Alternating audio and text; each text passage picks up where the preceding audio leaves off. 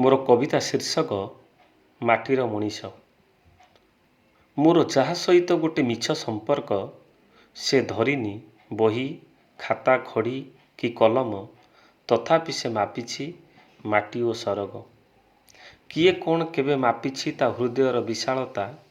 ଭୂମିରୁ ଭୂମା ଯାଏ ତା ଛାତିର କୋହ, ସାଗରର ଢେଉ ପରି କେତେଥର ମଥା ପିଟି ନ ଭାଙ୍ଗିଛି, ଚୁରମାର ନ କରିଛି ତା ସ୍ୱପ୍ନର ତାଜମହଲ?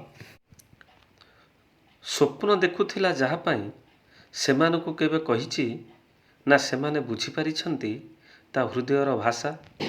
ରାଧା ଓ ମୀରାର ନୃତ୍ୟ, ଉର୍ବଶୀ ଓ ମେନକାର ପ୍ରେମ ନିବେଦନ କେବେ ବି ତାକୁ କରିପାରିନି ବିଭୋର, ଯିଏ ନିଜକୁ ପରିଚୟ ଦେଇଛି ମାଟିର ମଣିଷ। ସେ ଯାହାକୁ ମନ ଦେଇଛି, ପ୍ରେମ କରିଛି ଓ ତା ଅଣପରମାଣୁରେ ପଶି ତାକୁ ବତୁରେଇଛି, ଫେଣେଇଛି ଓ କୁତୁ କୁତୁ କରି ହସେଇଛି, ତାକୁ କି ଭୁଲେଇ ପାରିବ ସ୍ୱାର୍ଥପର ମଣିଷ? ଟ୍ରେନ କି ବୋମଯାନ କ'ଣ କେବେ ବୁଝିପାରିଛି ତା କାନ୍ଧର ବୋଝ? ଦୁଇଁ ହେଇ ଯାଉଥିବା ଶିରା ପ୍ରଶିରା ଓ ପିଞ୍ଜରା ହାଡ଼ ଥରାଇ ଫିସ୍ ଫିସ୍ ବାହାରି ଆସୁଥିବା ତା ଗରମ ନିଃଶ୍ୱାସ କିଏ ବା ବୁଝିଛି?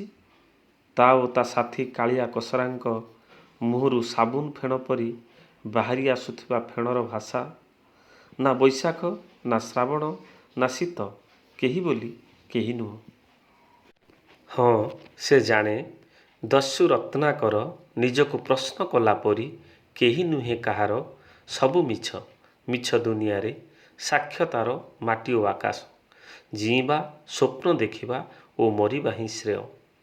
ଆଜି ସେ ଅଛି ନା ତା ଜୀବନ, ନା ତା ଶାଗ ପଖାଳର ରକ୍ତ ଛିଟା ଦାଗ, ନା ତା ସ୍ୱପ୍ନ, ନା ତା ମୃତ୍ୟୁରେ ସମବେଦନାର ଗୋଟିଏ ସ୍ୱର, କେହି ବୋଲି କେହି ନାହିଁ, ମୂକ ସାକ୍ଷୀ ଛଡ଼ା ମାଟି ଓ ଆକାଶ।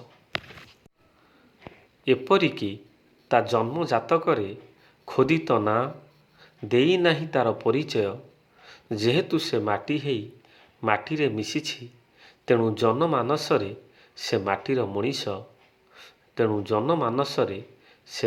ମଣିଷ। ଧନ୍ୟବାଦ।